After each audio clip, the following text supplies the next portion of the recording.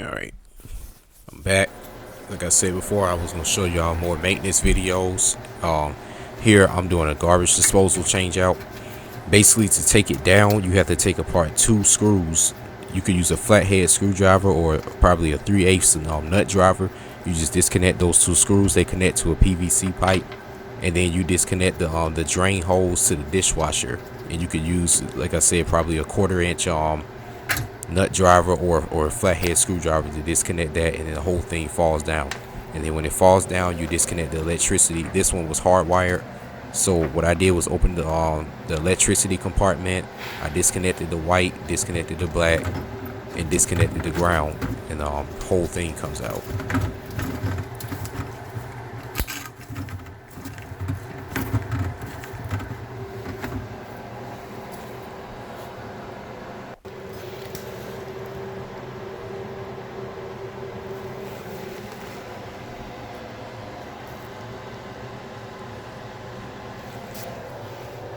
That's just how it looks after you disconnect everything. Like I said, I disconnected the PVC, the drain holes to the dishwasher, and then up top was the old disposal strainer kit that holds it up. And I'm getting ready to disconnect now.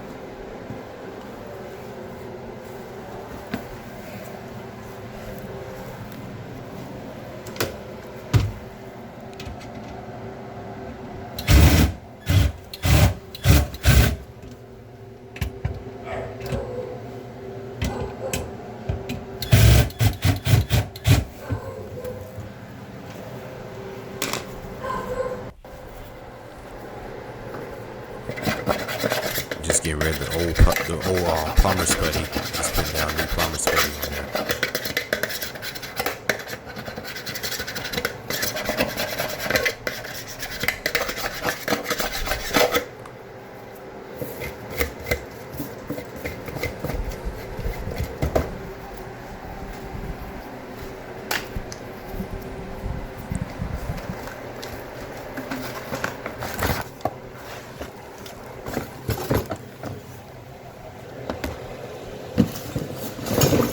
What I'm doing now is just trying to get the old strainer off of the sink, and then putting on the new connector for the new disposal.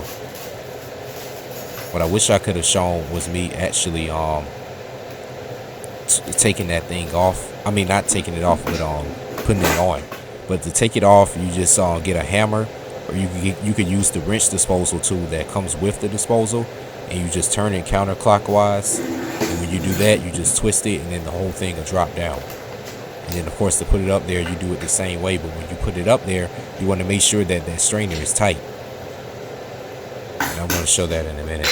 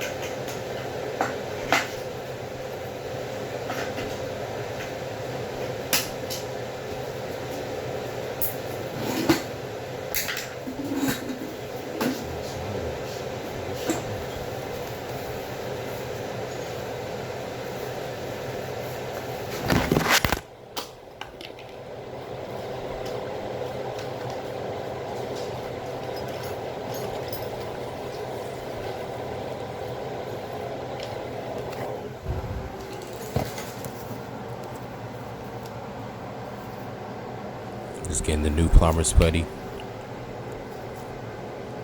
Just make a circle around the sinkhole, and then you want to use like your tool bag or along with the old disposal to just weigh it down, so that when you work up underneath, the thing doesn't pop up, because it's gonna be annoying when you have to do that.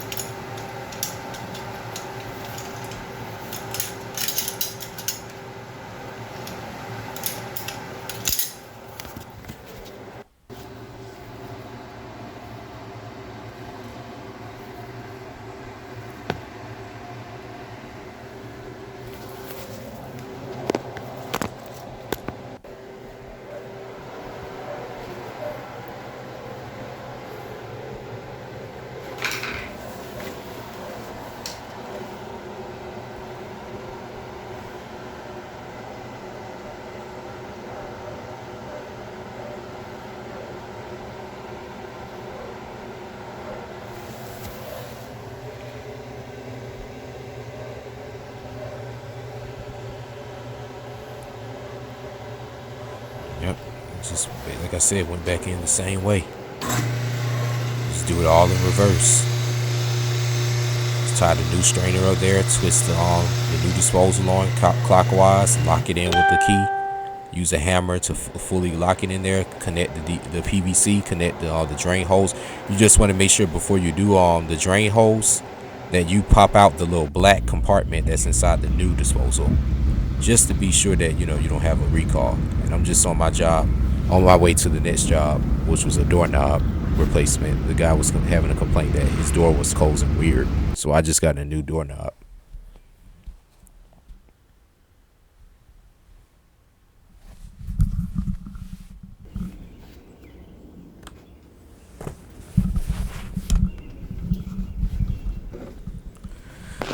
Usually when you work with property management companies, they want you to go in with a quick set lock, a quick set smart lock.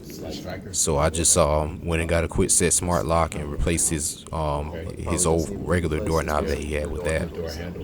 I mean, like I said, that's just him just telling me, the little issues he was having with it. All right. Yeah, it's right here.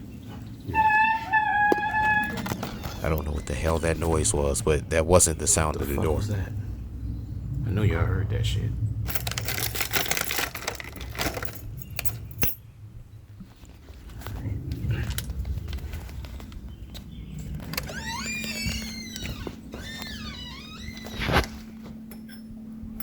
And then with this, you want to just take apart the latch that's inside. It's just 2 screws there, and then 2 screws on the doorknob that you take off and replace. And it's the only thing with this, you just want to make sure that the latch that you have that you put in, that is of course adjusted to the right distance that you need it at. And then you also want to make sure that it's facing the right direction, that the bevel edge of it is angled at the right direction so that it actually closes in the latch when you replace that.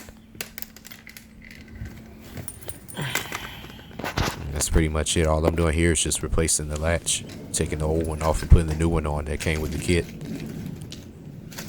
It's just 2 screws.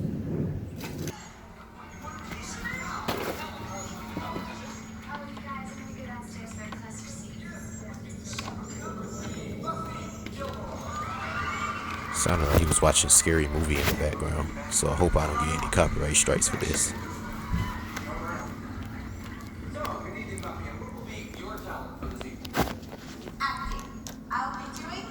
It's the new striker.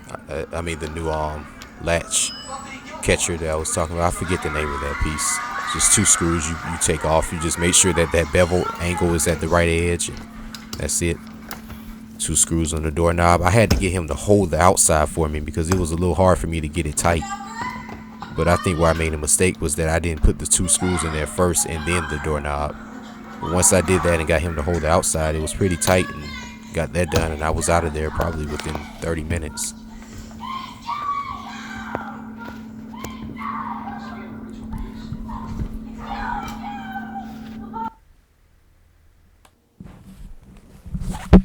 Okay, on this one, I went to this really nice area here in Atlanta called Buckhead and Sandy Springs, and this lady had me do a couple of things. One of them was a toilet seat replacement, and it was pretty simple. I mean, all you do is just disconnect the 2 Phillips screws that you see up top, and then it's 2 washer connectors that's underneath, and I'm gonna show those in a minute. And when you disconnect those, you just turn the washers underneath counterclockwise, just as you would do the screws up top, and then it basically just loosens up, and then you can pull the whole toilet seat up, and the screws will drop down. And I'm gonna show all that in a minute.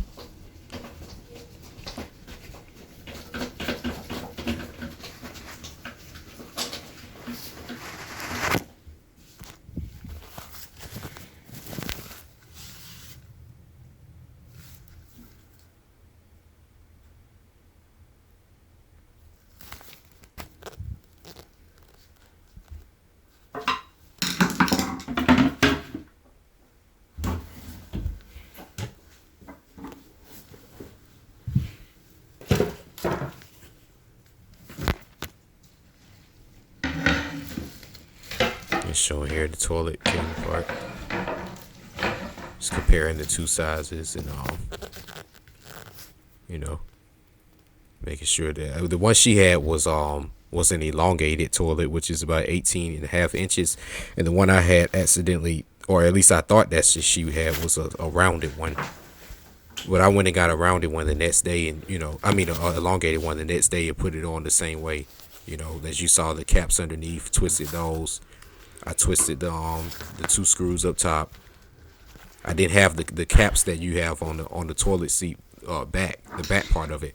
What you do after you put those screws down, you just have to lift it up, loosen it up by turning it, I believe, counterclockwise, and then you just make sure that they place down on those screws, and then you just turn it clockwise for it to lock on there, and that's it. I didn't show the part where I actually snapped it on there because this was on the old toilet seat, but that's basically the process. I went and ended up getting it today, which was the next day after this.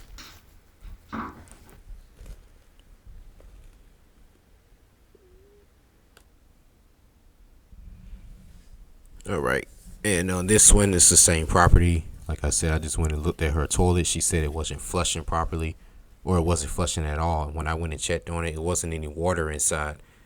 So I wasn't sure if the fill valve was bad. But then when I looked inside and saw this old flapper valve, definitely knew that was the reason why it wasn't flushing. It was just completely worn out. And as you see right there, I had the new one right there. All you really do is just take apart the two holes that it connects in on the on the part on the toilet where the water level rises. You just disconnect those two holes.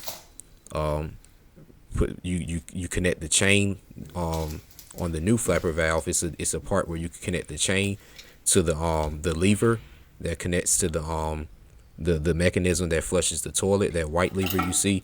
And all I did was just loosen that up by turning it counterclockwise with my channel locks, so that I could be able to get to it with my chain. And then you see those three different holes there. You just choose the one on the furthest right, adjust it to whatever the level you want it to be, and that's pretty much it. And you tighten that compression nut for that for the mechanism again. You just tighten it back up. Make sure that your water levels are the way you want, and that's it. Very easy repair. Turn the water on now. See how this works. I said I'm gonna turn on the water and see how it flushes. Okay. Where was the water turned off? This is a shut-off valve right here. Just explaining to her how to shut her water on and off on the toilet. Well, I was usually a quarter-turn valve that's right there. So I wonder who turned it off. maybe the maintenance person that may have looked at it. Nobody came to look at it. Oh. When I did my rent check, I flushed it one time and it worked, and then it never flushed again. Yeah, the fill valve works. It looks like it's in the same position. Did you just spin it around a little bit? No, I just turned it to the left. It was turned to the right. If you turn it counterclockwise, that turns it on, and then clockwise shuts it off. It's just a little quarter-turn valve. Gotcha, thank you. Yeah, I'm gonna just see if it flushes well now. Once Okay, it you fills put that up. red stopper in there? Yeah. Perfect.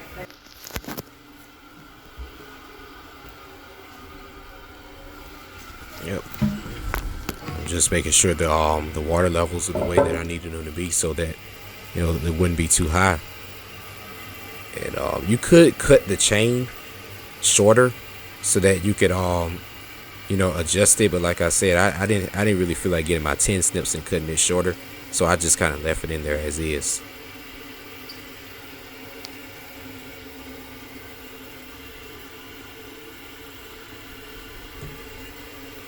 Yep, that's it. It was a little high, it seemed like to me at first, but I just adjusted that fill valve and got it to where it was kind of adequate so it wouldn't raise her water bill. And that was pretty much it. It was a stop and go. I did have another work order where I looked at, like I said, I looked at her boiler valve or her washer valve on her washing machine, because it was leaking, and the leak was coming from the top nut on that valve. I thought I was gonna have to replace it, and thank God I didn't. But all it was just a loose compression nut. I just tightened it up, and fortunately it wasn't leaking. So she was able to wash her clothes again, and everything was fine. But I'm going to continue to make more videos selling to your independents. These are going to be pretty much like maintenance videos only. I won't probably be showing too many of the cleaning videos like that as much, because I haven't really been doing that. been doing more maintenance stuff because it's been way more lucrative and way more money and way easier as you guys are seeing, and it's a high demand for this stuff. So stay tuned. Maybe one day you guys can learn this, and wherever state you in, you can be making thousands of dollars off of this. I made a lot of money off of these work orders. So stay tuned, and Houdini is out.